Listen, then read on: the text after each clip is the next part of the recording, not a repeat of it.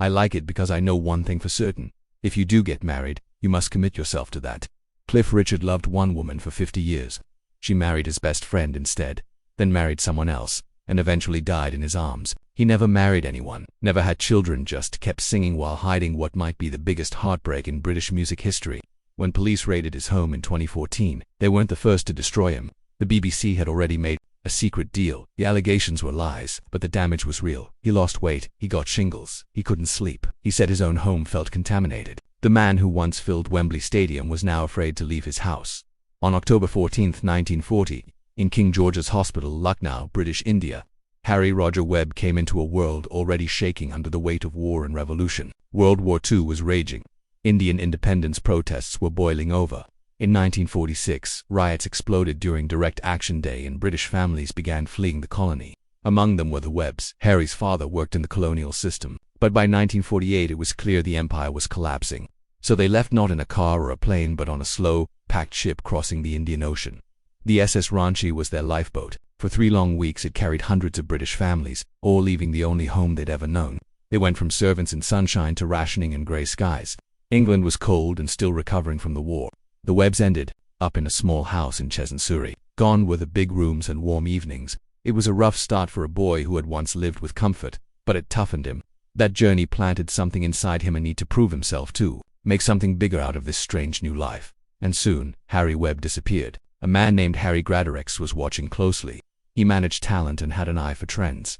He told Harry, "You need a name that sounds like rock." Cliff. He suggested strong, British, solid like a cliff face.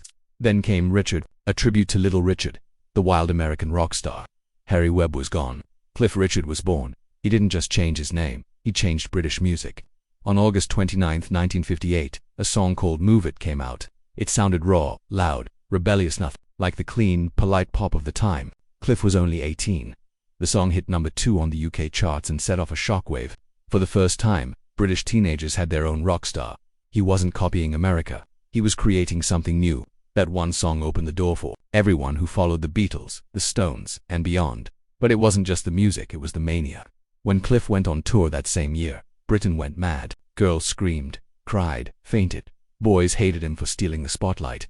Security guards couldn't hold the crowds back. It was Elvis-level chaos, but this was in London, Manchester, and Leeds. It had never happened here before.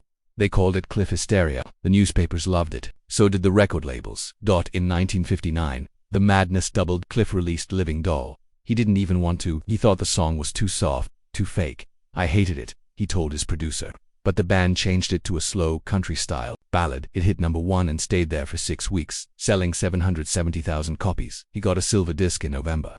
By January he had a gold and Came Traveling Light, another number 1. 5 more weeks on top. Between the two, Cliff sold over 1 million records. No one else in Britain had done that before. Hollywood came calling. In 1959, Cliff appeared in a dark, dramatic film called Serious Charge. It wasn't light-hearted. It dealt with homosexuality, false accusations, and heavy moral questions. Cliff was only 19, and it shocked everyone that he signed on. A year later he starred in Espresso Bongo, a satirical film that poked fun at the music industry.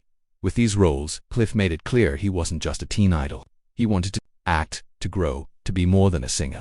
British pop stars had never done that before. Then came Summer Holiday. On January 10, 1963, the film premiered in London. 3,000 fans flooded Leicester Square. Cliff couldn't even get out of his car. That night he missed his own premiere, but it didn't matter. The soundtrack hit number 1 on the UK albums chart before the film even reached theaters nationwide. It stayed there for 14 straight weeks. Multiple songs from the film reached number 1. The next time, Bachelor Boy, Summer Holiday. Even The Shadows' instrumental Foot Tapper topped the charts. The movie was the second biggest British box office hit of 1963, just behind From Russia with Love. That same year, Cliff was voted the most popular film star in the UK. But then came the Beatles. Most assumed Cliff would be swept aside. Yet in 1964, right in the heart of Beatlemania, Cliff released 6 top 10 hits. The Beatles only managed 5. Songs like Constantly, On the Beach, and I Could Easily Fall in Love with You kept him in the spotlight. Even when the Beatles were revolutionizing music and storming America, Cliff was holding his ground at home. The battle was real. His movie Summer Holiday and the Beatles' A Hard Day's Night clashed at cinemas across the country. Both broke records. But British audiences hadn't forgotten who had come first. Even Paul McCartney admitted it. He once said that the Beatles left for Hamburg because Cliff had everything sewn up in Britain. And John Lennon said it plainly. Before Cliff Richard had moved it, there was nothing worth listening to in England. In 1965, something unexpected happened. New Musical Express held a global readers' poll. Fans were asked to pick the world's top male singer. Cliff beat Elvis. He beat Lennon. He beat McCartney. That year, the Beatles released Help and Rubber Soul. Elvis was still selling out arenas, but Cliff won. Why?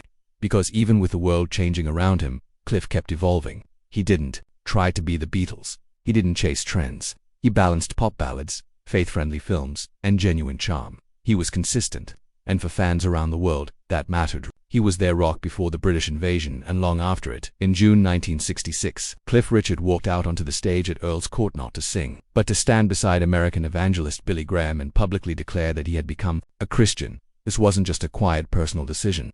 It was a bold public testimony broadcast across the country. Fans who knew him as the British version of Elvis or Little Richard were stunned. Some cried. Others stood in disbelief. The man they loved for his rebellious energy had taken a turn no one expected. But this wasn't random. It was the end of a spiritual journey that had started 2 years earlier. Still, doing it in front of Billy Graham's massive audience, right in the middle of the swinging 60s, gave it a level of seriousness no one could ignore. Rock stars in that era weren't supposed to talk about God. They were meant to rebel, push limits, break rules. Cliff's announcement went against everything the culture expected. Almost immediately, people panicked. Some fans thought it was the end of his music career. Industry insiders whispered that he might quit and become a teacher. That idea wasn't far off. Cliff himself considered leaving the stage behind for good. He thought maybe he couldn't be a proper Christian and still stay in the spotlight. Music magazines speculated who would take his place. Booking agents backed off. The industry. I believed you couldn't be both spiritual and a star. And for a while, Cliff wasn't sure either. But then something changed. He didn't disappear. He stayed. And by doing so, he created something brand new. He didn't drop his faith. And he didn't quit music. Instead, he found a way to combine the two. He became the first major UK pop star to openly live his faith while staying in the charts. Nobody had done that before, not like this. He proved you didn't have to pick one life over the other. You could be honest about your beliefs and still fill concert halls. That choice wasn't just career survival. It changed who he was. Cliff later admitted that his rock and roll image had been fake. He wasn't confident, he was just pretending. But after becoming a Christian, that changed. He said, "My confidence grew, my attitude changed. It wasn't important to be right all the time. The pressure to play a role disappeared. He felt free to be real. And that new confidence helped him perform better even as the Beatles and Mercy Beat acts dominated the charts. While others tried to keep up, Cliff grew stronger because for the first time, he finally felt like himself. Privately, Cliff was falling apart.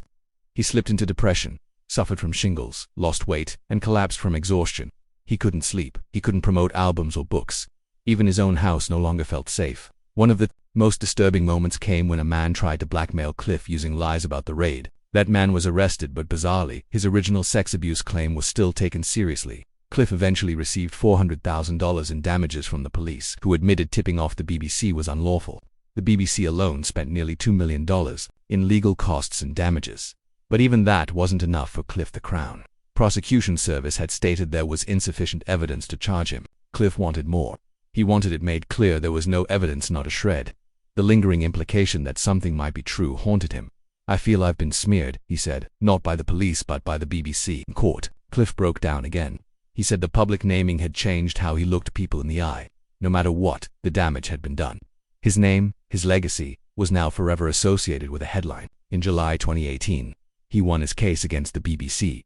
The judge ruled that Cliff had a